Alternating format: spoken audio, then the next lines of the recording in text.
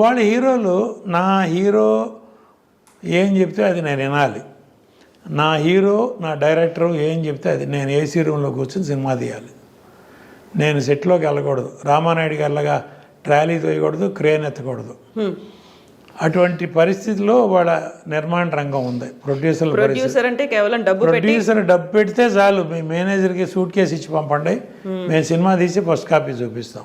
అంటే సార్ ఇక్కడ ఒక చిన్నది ఏంటంటే 24 క్రాఫ్ట్స్ అనేది చూసుకోవడానికి, లేకుంటే అది వాటి మీద పట్టు అనేది, ఎక్కడ ఎవరెవరు సూట్ అవుతారు, దేనికి ఏది బాగా పండాలి, ఇవన్నీ చూసుకునేది ఒక కెప్టెన్ లాంటి డైరెక్టర్ కదా, డైరెక్టర్కి వదిలేస్తే అయిపోతుంది. అలా ఇప్పుడు నేను చేసే రోజుల్లో నేనే కాదమ్మా, నా ముందు తరం కానీ నా బ్యాచ్లో ప్రొడ్యూసర్లు కానీ ముందు సబ్జెక్ట్ ఫైనలైజ్ చేసుకునేవాళ్ళం, దాని తగ్గట్టు డైరెక్టరు, దానికి తగ్గట్టు క్యాస్టింగ్, సినిమా తీసేవాళ్ళం.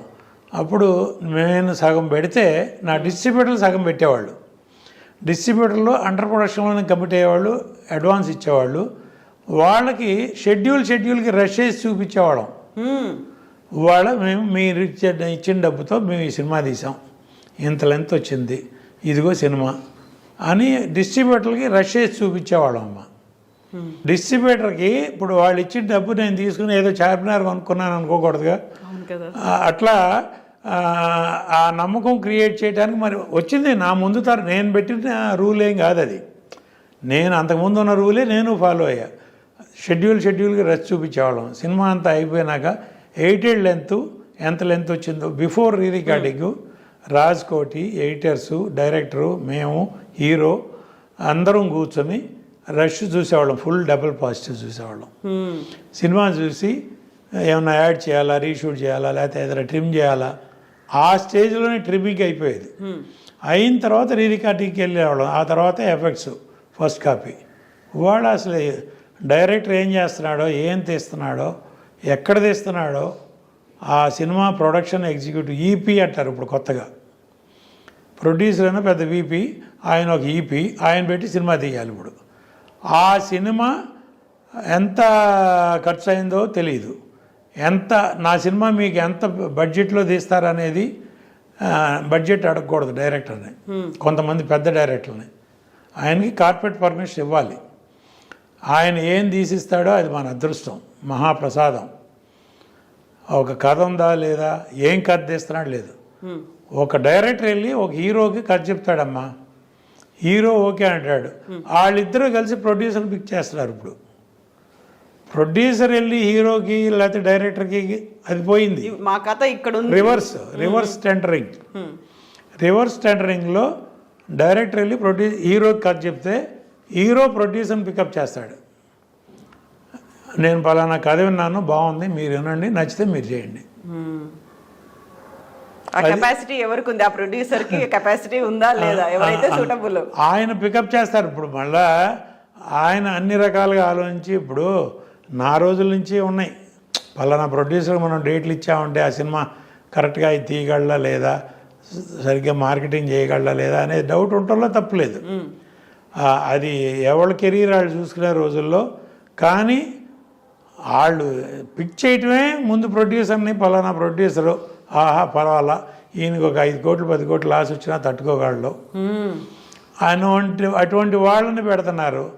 ఇప్పుడు సోకాళ్ళు ఇప్పుడు పలానా అని చెప్పకూడదమ్మా, వాళ్ళు డైరెక్టర్లు సినిమాలు తీస్తున్నారండి. ఇప్పుడు శంకర్ ఫర్ ఎగ్జాంపుల్ నేను చెప్తున్నా, నిన్న రిలీజ్ అయింది ఇండియన్, అవును భారతీయుడు 2.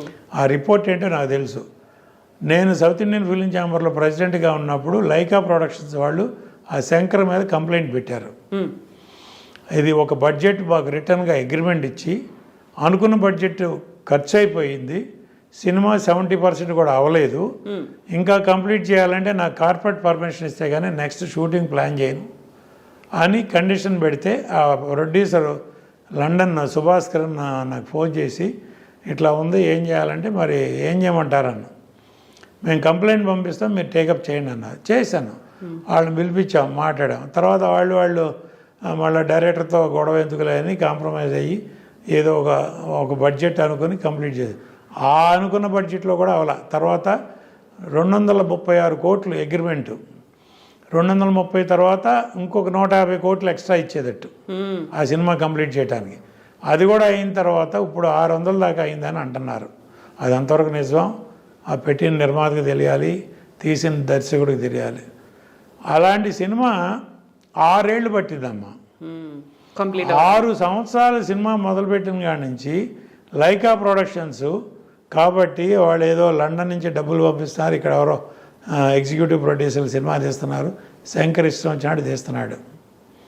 తీస్తూ ఉంటే కంప్లీట్ మధ్యలో పాండమిక్ వచ్చింది. అఫ్కోర్స్ ఒక 2 ఇయర్స్ పోయింది. ఆ టైంలోనే ఈ కంప్లైంట్ ఇదంతా వచ్చింది. తర్వాత అప్పటికి ఆ పాండమిక్లో ఆ సినిమాలో యాక్ట్ చేసిన 5 ఆర్టిస్టులు చనిపోయారు, ఇంక్లూడింగ్ వివేక్. మెయిన్ క్యారెక్టర్ వేసే వివేక్తో సహా చనిపోయారు. 5 చనిపోయారు పాండమిక్లో.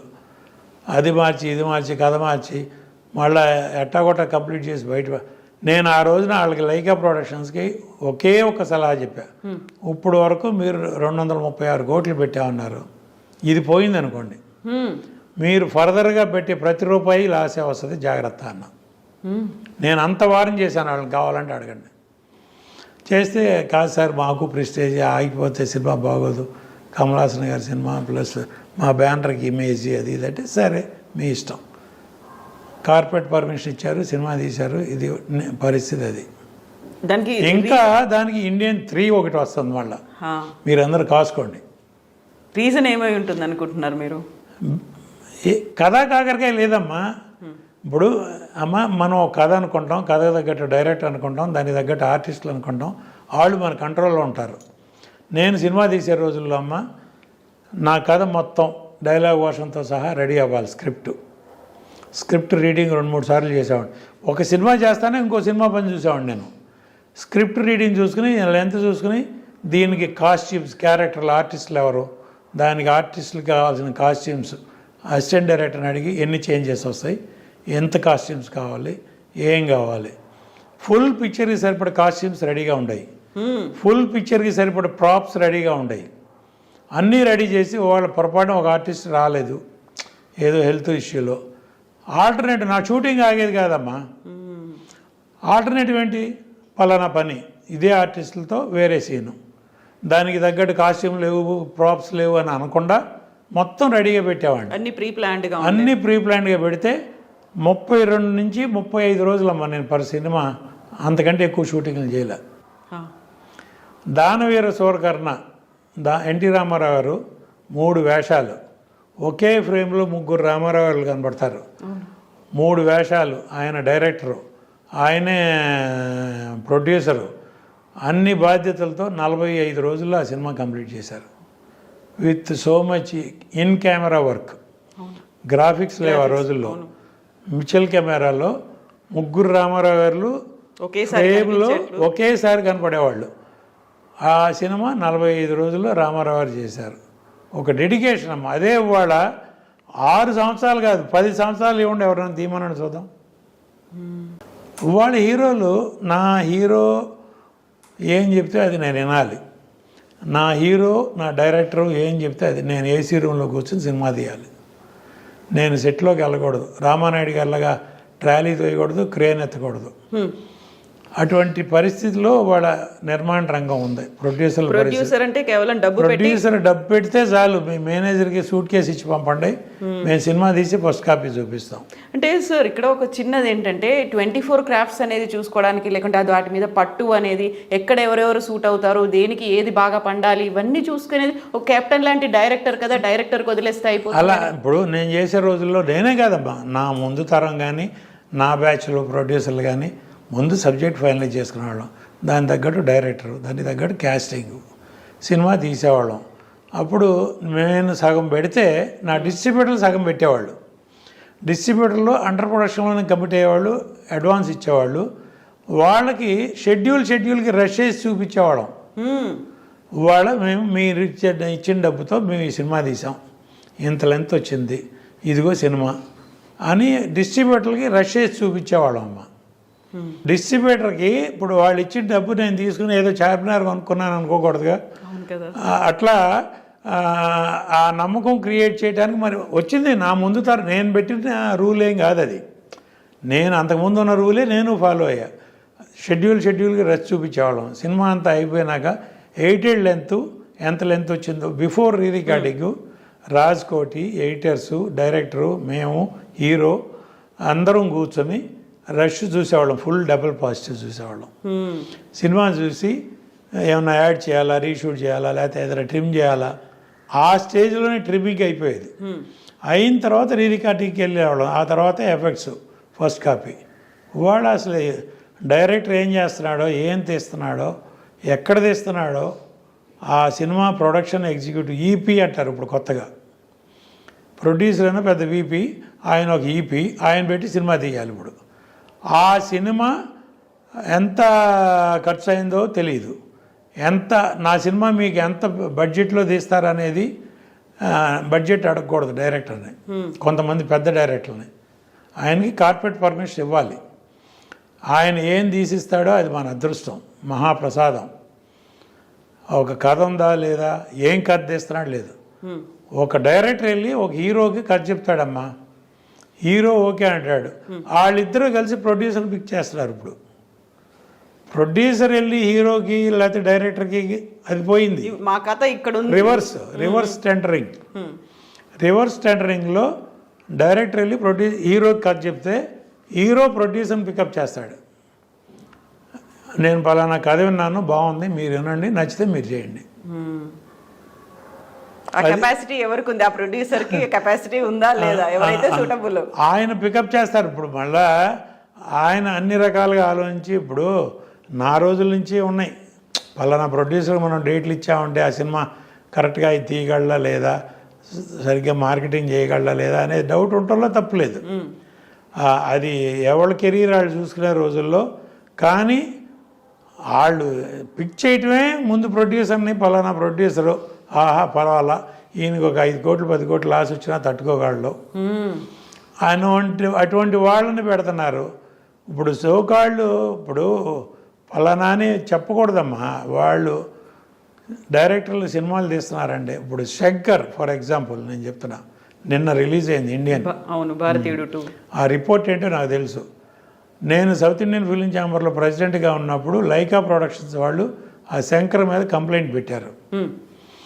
ఇది ఒక బడ్జెట్ మాకు రిటర్న్గా అగ్రిమెంట్ ఇచ్చి అనుకున్న బడ్జెట్ ఖర్చు అయిపోయింది, సినిమా 70% కూడా అవ్వలేదు, ఇంకా కంప్లీట్ చేయాలంటే నాకు కార్పొరేట్ పర్మిషన్ ఇస్తే కానీ నెక్స్ట్ షూటింగ్ ప్లాన్ చేయను అని కండిషన్ పెడితే ఆ ప్రొడ్యూసర్ లండన్ సుభాస్కర్ నాకు ఫోన్ చేసి ఇట్లా ఉంది, ఏం చేయాలంటే మరి ఏం చేయమంటారన్న. మేము కంప్లైంట్ పంపిస్తాం, మీరు టేకప్ చేయండి అన్న. చేశాను, వాళ్ళని పిలిపించాం, మాట్లాడాం. తర్వాత వాళ్ళు మళ్ళీ డైరెక్టర్తో గొడవ ఎందుకులే అని కాంప్రమైజ్ అయ్యి ఏదో ఒక బడ్జెట్ అనుకుని కంప్లీట్ చేసి, ఆ అనుకున్న బడ్జెట్లో కూడా అవలా. తర్వాత 236 కోట్లు అగ్రిమెంటు, 230 తర్వాత ఇంకొక 150 కోట్లు ఎక్స్ట్రా ఇచ్చేటట్టు ఆ సినిమా కంప్లీట్ చేయడానికి. అది కూడా అయిన తర్వాత ఇప్పుడు 600 దాకా అయిందని అంటున్నారు. అది అంతవరకు నిజం, ఆ పెట్టిన నిర్మాతకు తెలియాలి, తీసిన దర్శకుడికి తెలియాలి. అలాంటి సినిమా 6 ఏళ్ళు పట్టిందమ్మా. 6 సంవత్సరాల సినిమా మొదలుపెట్టిన కాడి నుంచి లైకా ప్రొడక్షన్స్ కాబట్టి వాళ్ళు ఏదో లండన్ నుంచి డబ్బులు పంపిస్తున్నారు, ఇక్కడ ఎవరో ఎగ్జిక్యూటివ్ ప్రొడ్యూసర్లు సినిమా తీస్తున్నారు, శంకర్ ఇష్టం వచ్చినట్టు తీస్తున్నాడు.